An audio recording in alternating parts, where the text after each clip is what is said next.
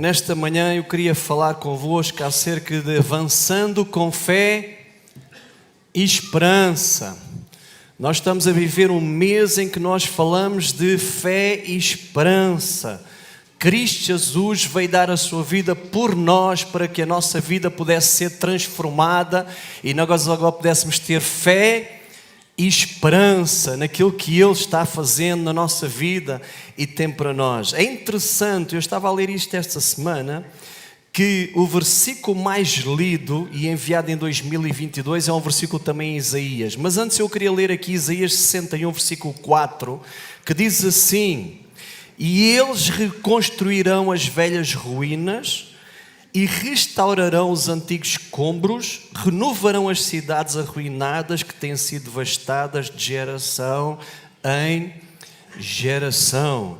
E eles reconstruirão as velhas ruínas e restaurarão os antigos escombros, renovarão as cidades arruinadas que têm sido devastadas de geração em geração. Este versículo nos aponta para o futuro e todos nós nos podemos incluir neste versículo, que eles reconstruirão algo nas suas vidas.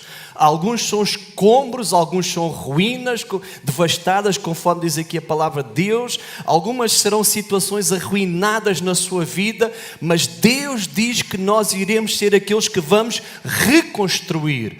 Deus vai pegar naquilo que está em baixo e vai levantar. Deus vai trazer um novo à sua vida. Deus vai trazer novo tempo à sua vida. E a palavra de Deus nos fala sobre isso. O versículo mais lido, mais enviado nas redes sociais, mais procurado nas redes sociais em 2022, e vocês sabem que hoje em dia, eu estou a ouvir aqui o som, pode dar para baixar aqui alguma coisa aqui, ok? Hoje em dia nós conseguimos ver através de todas as tecnologias quais são os versículos mais procurados na Bíblia, mais procurados nos devocionais, mais enviados numa série de redes sociais. E o versículo mais enviado é Isaías 41, versículo 10. Alguém aqui sabe o que é que diz Isaías 41, versículo 10? Diz assim: não temas, porque eu sou contigo. Não te assombres, porque eu sou teu Deus. Eu te fortaleço e te ajudo e sustento com a destra da minha justiça. Este foi o versículo mais lido em 2022. Quem é que aqui já leu este versículo este ano? Alguns de vocês já leram este versículo este ano. Alguns de vocês, Deus já falou através deste versículo este ano.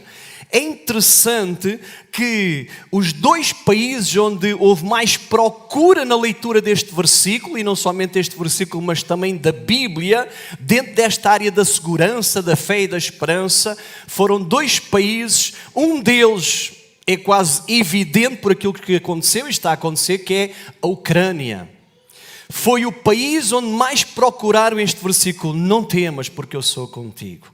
No meio da guerra eu sou contigo, no meio da devastação eu sou contigo, no meio das ruínas eu sou contigo, no meio dos escombros eu sou contigo. Eu sou contigo não somente quando tudo vai bem, mas eu sou contigo quando parece que as coisas estão em ruínas. Eu sou contigo. E o segundo país onde este versículo mais foi procurado e onde foi maior a procura da leitura da Bíblia foi Cuba, ou é Cuba. É o país onde mais procura a leitura da palavra de Deus, ou foi procurado durante este ano de 2022. É interessante, eu ontem estava a ver um anúncio de uma operadora de telemóveis, não vou dizer qual, naturalmente, mas diz assim: neste Natal oferece atenção. Há um anúncio que alguns de vocês se calhar já leram ou já viram, e aqui o Luís deve ter visto, então, o operador, não é? O homem que trabalha com telemóveis, diz: neste Natal oferece atenção. E eu estava a pensar e liguei aqui uma coisa à outra. Na verdade, nós estamos a viver tempos em que nós precisamos de confiar num Deus que nos mostra e que olha para nós e que nos dá atenção. Um Deus que cuida de nós. Um Deus que não está distraído. Um Deus que está ativo. Um Deus que está atento. Um Deus que está alerta. Um Deus que está com os seus ouvidos bem abertos para ouvir o nosso clamor e a nossa oração. O povo de Deus é um povo de fé e esperança. Amém. O povo de Deus é um povo de fé e esperança. Lá em Hebreus capítulo 11, versículo 1 diz que a fé é a certeza das coisas que se esperam e a prova das coisas que não se veem. Eu gosto muito porque a tradução, a nova versão transformadora diz assim: a fé mostra a realidade daquilo que esperamos e ela dá convicção no presente de coisas que ainda não vimos. Então a fé é uma coisa que é confiança no presente e a esperança é uma confiança no futuro.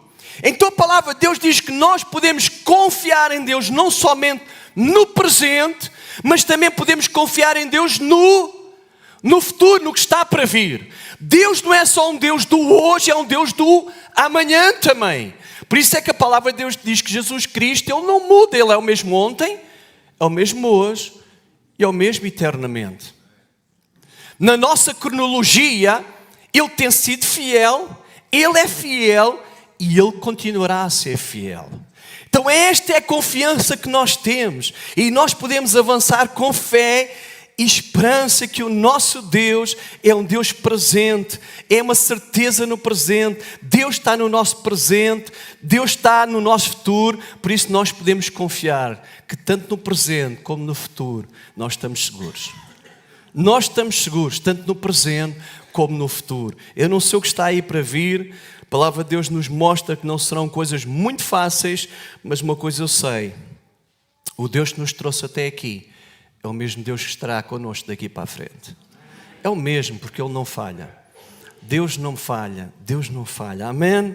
Este texto nos desafia a agir nos nossos dias, nos dias de hoje, e acreditar num Deus que reconstrói ou faz de novo. Diz lá, eles reconstruirão. Eles reconstruirão. Eu não sei como é que está a sua vida, mas eu sei uma coisa: nós temos um Deus que nos ajuda a reconstruir aquilo que está deitado abaixo. Sabe, eu gosto muito do livro de Neemias. Vocês já me ouviram falar isto muitas vezes, porque eu me identifico muito com aquilo que aconteceu em Neemias.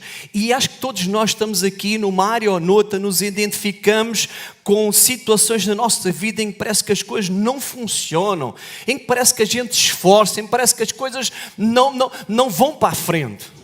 Todos nós nos identificamos com isso. E o livro de Neemias é um livro que nos fala de uma esperança no novo tempo, de uma reconstrução das muralhas de Jerusalém e das portas queimadas, e de uma oposição que houve, mas num Deus que lutou, num Deus que esteve junto ao seu povo. A palavra de Deus fala lá sobre isso, quando Neemias disse: olha, nós estamos fazendo uma grande obra.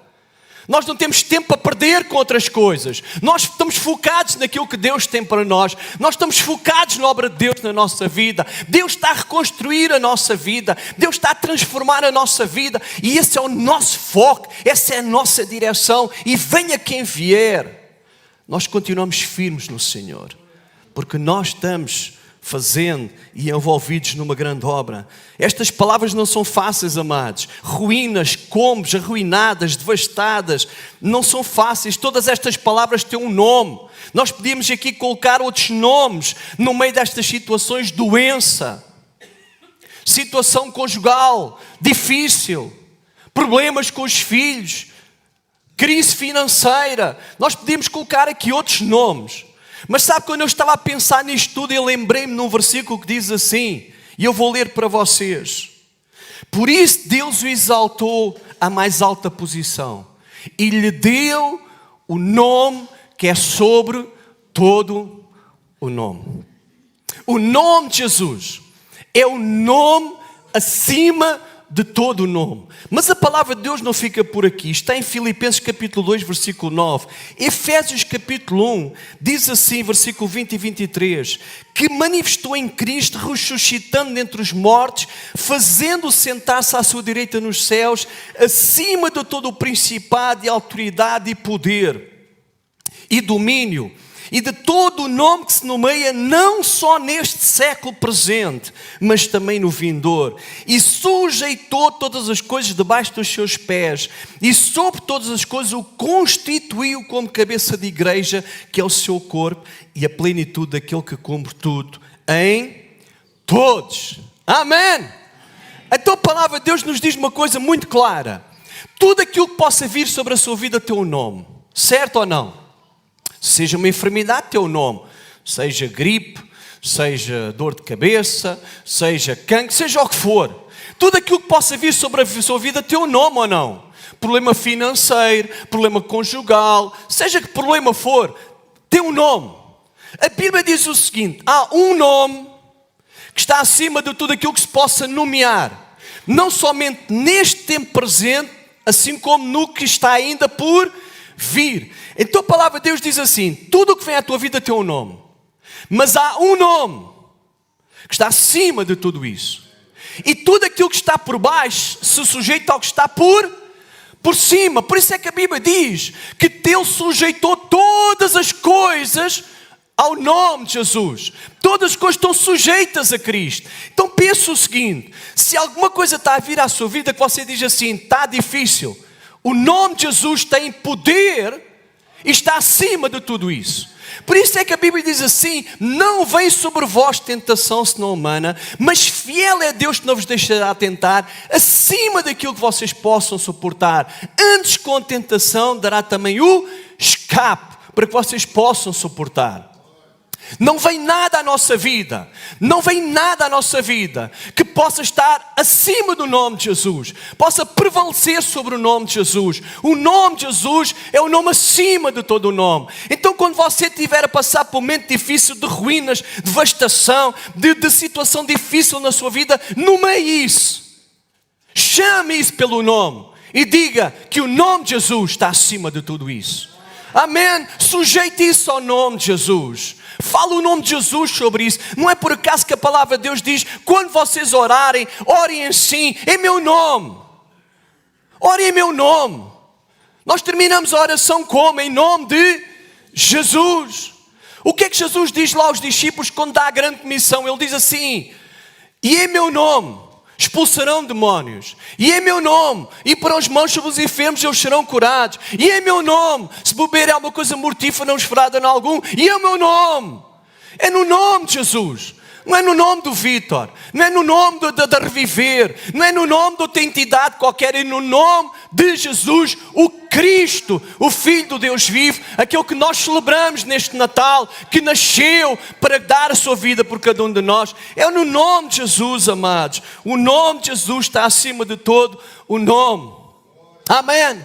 O poder de Deus é um poder que atinge a eternidade. Não é um poder só para o tempo presente.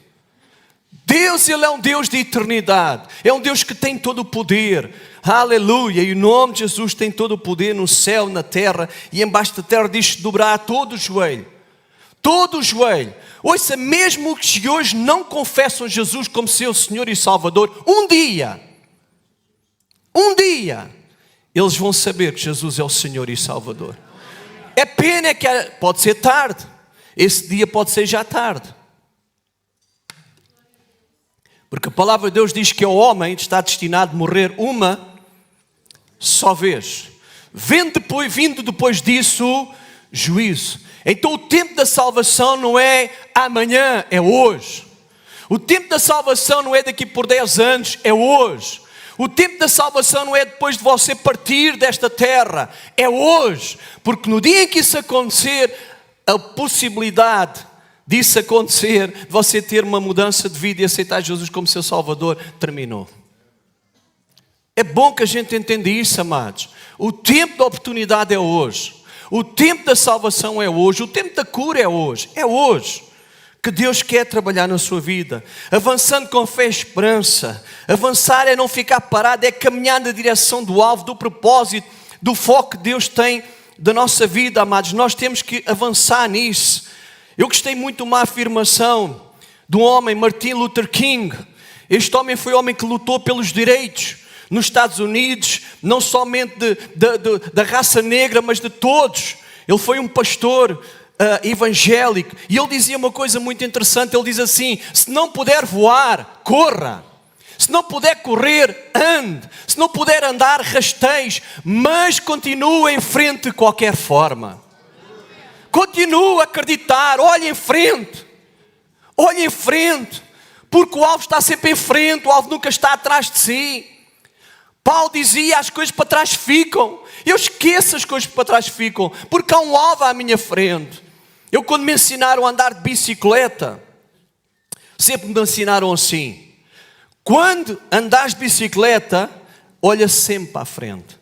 Depois, com a prática, eu também já olhava para trás. Mas inicialmente, quando você está a aprender a andar de bicicleta, você olha para onde? Para a frente. Quando uma criança está a aprender a andar, nós temos a criança para olhar para onde? Para a frente, não para trás. Então, amado, pode ser difícil. Você pode não conseguir correr. Você pode não conseguir andar. Mas não deixe de olhar em frente e de caminhar em frente. Seja como for, não desista. Não desista. Deus tem mais para si, amados. Todos nós temos lutas. E deixe-me dizer que a maior parte das nossas lutas são externas.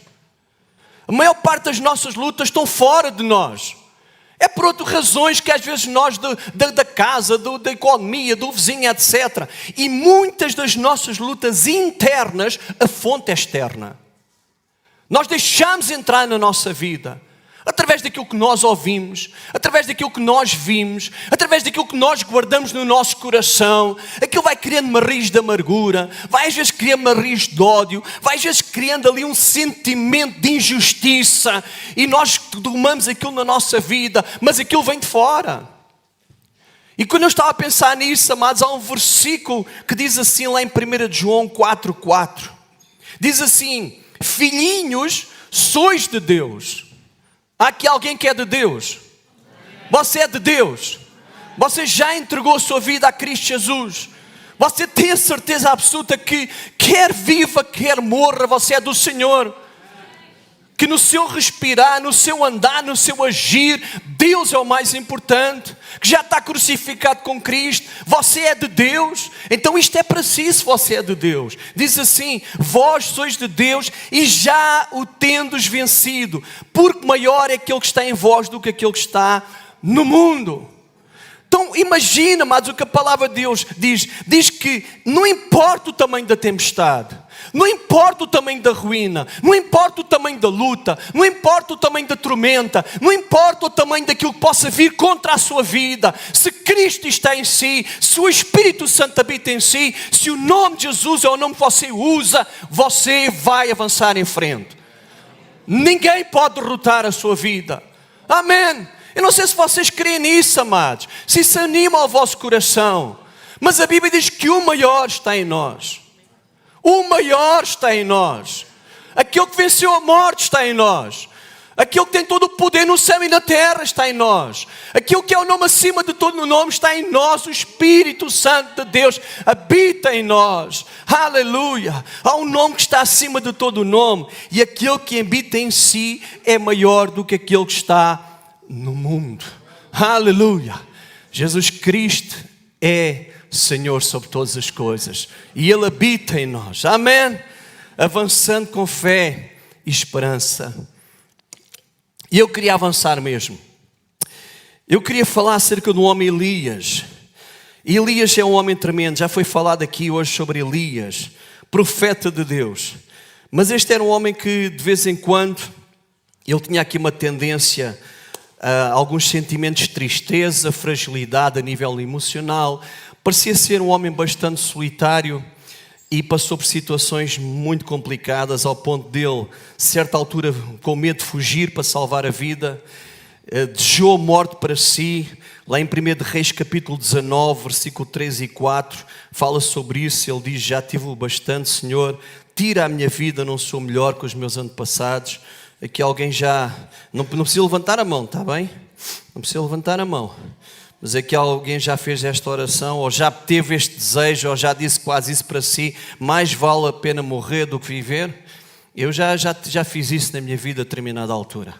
Eu já pensei nisso, inclusive já tentei concretizar, e glória a Deus que não aconteceu. Mas Deus nos ajude nesse tempo. Mas Elias era um homem que passou por uma situação muito complicada. Mas eu queria ver aqui 3 passos, 3 situações que aconteceram com Elias, que nos vai ajudar a avançar com fé e esperança. O que fazer para avançar com fé e esperança? Primeiro, são 3, tome nota, se você quiser tomar nota, tome nota. Primeiro, renove diariamente a sua dependência de Deus e levante-se por maior que seja a batalha. Levante-se, às vezes já a gente não apetece levantar. Às vezes a coisa está tão difícil que a gente de manhã na cama diz: hoje nem me apetece levantar, hoje nem me apetece ir trabalhar, hoje nem me apetece ver ninguém, hoje não me apetece falar com ninguém. Você já passou por isso? Hã? Já viveu isso? Hoje não me digam nada, hoje não falem para mim. Alguns têm um acordar muito complicado, não têm? Há pessoas que só começam a funcionar para aí 2 horas depois de acordar. Depois de beber 10 cafés, um pequeno almoço reforçado, não é? Mas há pessoal que precisa desse tempo zen antes. E eu entendo. Eu não tenho um acordar muito complicado, mas eu preciso do meu café da manhã. Eu, se não tiver aquela, não é, chávena de café bem reforçado, eu sei que os nossos irmãos brasileiros com café, aquilo é maravilha. Eu conheço alguns que bebem café durante o dia todo. Aquilo é litros de café. Eu bebo um café de manhã reforçado. Eu, se beber café durante o dia, eu fico todo toldado. Eu fico assim meio acelerado e depois não digo nada de jeito. Eu fico assim meio estranho. Mas há dias que a gente pensa assim: uau, as coisas não estão fáceis. Então, quando estamos a viver situações difíceis, há dias que a gente diz assim: mais vale a pena ficar aqui, não é? Porquê é que eu vou para lá? Porquê é que eu vou para a empresa? Ou porquê é que eu vou agora, não é, estar com esta pessoa, com esta situação? E a gente tem um pouquinho isto, não é? Mas a palavra de Deus diz que Deus pode renovar as nossas forças diariamente. Em 1 de Reis capítulo 19, versículo 5, diz assim... Isto é para Elias, 19:5, 1 de Reis 19:5. E deitando-se, dormiu debaixo do zimbro. De súbito, um anjo lhe tocou e lhe disse: levanta-te e come. Levanta-te e come. Sabe, amados, no meio das maiores tempestades, e este era um tempo muito difícil na vida de Elias, nós ainda podemos ouvir a voz de Deus. Você, no meio da tempestade, no meio da ruína, no meio do dia difícil, no meio da aflição, no meio da tribulação, no meio da chuva, no meio da tempestade, você ainda pode ouvir a voz de Deus. Porque Deus continua a falar consigo. Deus não é Deus que se cala quando precisa de falar. Deus sempre traz uma palavra na altura certa. Nós é que temos que estar atentos. Nós temos que renovar diariamente a nossa dependência de Deus. E Deus vai trazer isso sobre a nossa vida. E em qualquer situação, Deus traz o seu cuidado e sua proteção. Deus quer a cada dia alimentar-nos com a sua presença. Levanta-te e come. Deus trouxe um alimento a Elias. Deus quer trazer um alimento à nossa vida. Deus quer trazer um alimento a cada um de nós. E é um alimento diário. Quando Jesus ensina lá aquela oração modelo, diz: o pão nosso de cada dia nos dá quando? Amanhã? Não, hoje. Então o alimento de Deus é para quando? É para hoje. Você vai sair daqui e vai comer uma boa refeição ou não? Uns vão comer uma boa feijoada, outros uma boa picanha, outros um peixinho grelhado. Não sei o que é que você deixou preparar lá no forno, mas certamente os que não tiverem a jejuar, se não tiverem a jejuar, que é uma prática incrível, vamos falar há um tempo agora, vamos falar sobre isso um dia destes, sobre jejum, que é uma prática que parece que eu em desuso, mas é algo fantástico e poderoso para a nossa vida, na nossa caminhada com Cristo, no nosso crescimento espiritual. Mas certamente você vai comer, e a comida que você vai comer ao almoço possivelmente dará para o jantar, certo? Você vai comer tão bem o almoço que vai dar para o jantar. E certamente você só vai comer amanhã o almoço. É assim, não é? Alguns a pensar assim: na sua casa sim, pastor, na minha não. Porque a gente vai ter que almoçar, lanchar e jantar e cear. Ainda temos 4 refeições até ao final do dia. Fora a que já comemos agora de manhã, que são 5, não é? Mas aquilo que você come hoje, à partida é para hoje, certo? Quando a palavra de Deus diz que Deus alimentou o povo no deserto, diz que mandava o maná para aquele dia, à exceção do 6º dia, que tinham que apanhar para o 7º dia, que no 7º dia eles não podiam trabalhar, era dia de descanso. Mas o alimento era para hoje. Hoje a cura de Deus, sabe para quando é que é? É para hoje. O cuidado de Deus, sabe para quando é que é? É para hoje. Você tem que renovar a sua relação com Deus hoje. Não é para amanhã. Você, hoje, amado, eu te digo isto com muito amor e muito carinho. Você não pode vir hoje aqui alimentar-se para o resto da semana. Porque se você está a fazer isso, você não está a fazer bem. O alimento de hoje é para hoje. É para você sair daqui alimentado. É para você sair daqui com o seu coração desejoso de fazer a vontade de Deus, de conhecer mais de Deus, de ser luz lá fora, de ser sal lá fora, de poder falar com as pessoas que estão à sua volta acerca deste Deus maravilhoso, este Cristo maravilhoso. É para fortalecer a sua vida. Mas amanhã você tem que comer outra vez. E terça-feira você que tem que comer outra vez. E quarta-feira você tem que se alimentar outra vez. E você tem que se alimentar todos os dias, porque o alimento de Deus é para todos os dias. Amém? Renove a sua dependência de Deus. Faça como Elias, levante-se e coma, não fique caído. Não fique apenas falando daquilo que aconteceu, daquilo que lhe fizeram, daquilo que a sua vida é. Levante-se. E alimente-se de Deus, vá à presença de Deus, deixe Deus renovar a sua vida, deixe Deus falar ao seu coração, deixe Deus tratar consigo, com as suas mágoas, com as suas amarguras, com as suas enfermidades, deixe Deus trabalhar na sua vida, amém? Segundo ponto, para nós avançarmos, dependa do poder e da direção do Espírito Santo. Ouça, amado, deixe-me dizer, em 1 Reis capítulo 19, versículo 8 diz assim: então ele se levantou, comeu e bebeu, fortalecido com aquela comida. Uau! Viajou 40 dias e 40 noites até que chegou a Horebe, o monte de Deus. Uau! Aquela comida deu-lhe força pelo andar 40 dias e 40 noites. Veja o que é que a presença de Deus pode fazer na sua vida. Entenda isto. O alimento de Deus pode fazer algo sobrenatural na sua vida. O alimento de Deus, a presença de Deus, a sua relação de intimidade com Deus pode trazer o sobrenatural à sua vida. Nós precisamos do Espírito Santo. Nós temos que entender isto, amados. Nós precisamos da presença do Espírito Santo na nossa vida.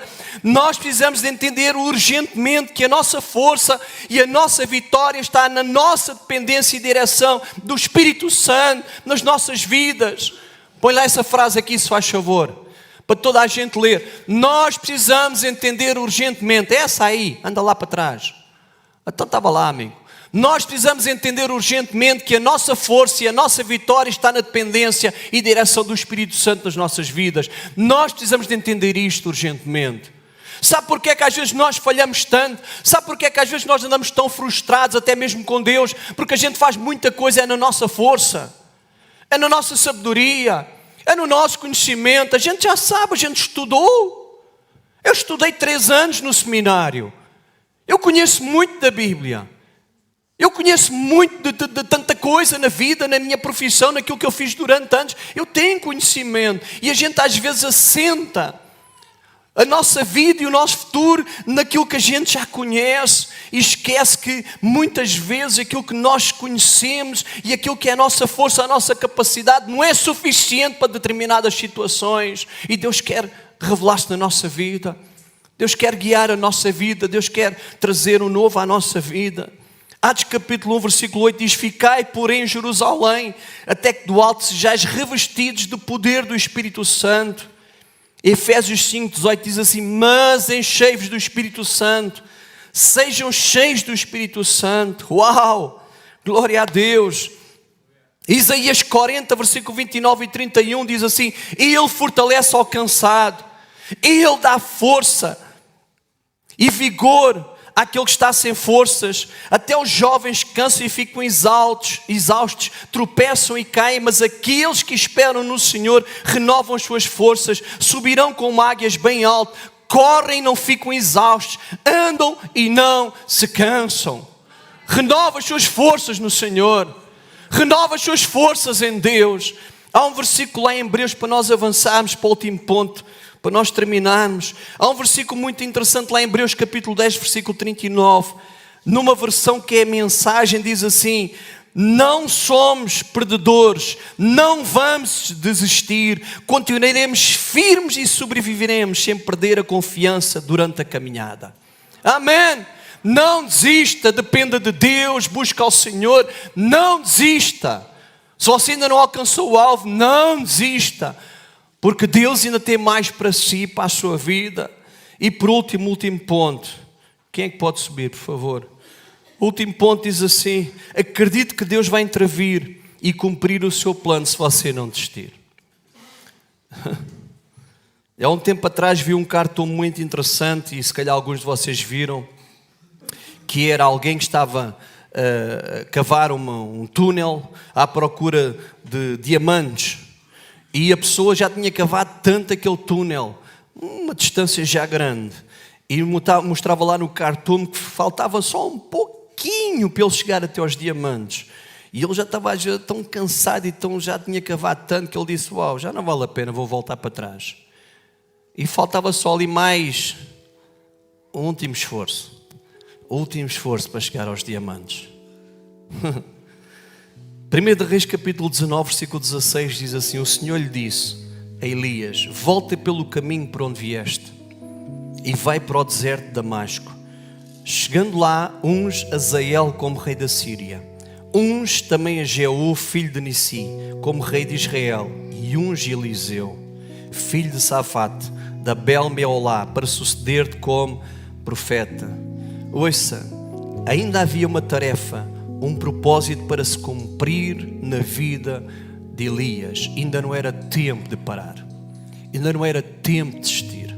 Ainda não era tempo de ficar por ali e desejar a morte. Era tempo de se levantar, porque ainda havia propósito de Deus na vida de Elias.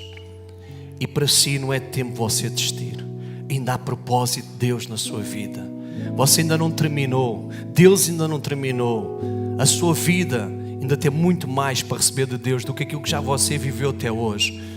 Se nós chamássemos aqui à frente pessoas, especialmente iriam falar de milagres que Deus já fez, de maravilhas que Deus já fez, do quão grande Deus tem sido nas suas vidas. Mas eu quero dizer, ainda não terminou. Deus ainda não fechou o livro. Deus ainda não terminou a história que está a escrever sobre a sua vida.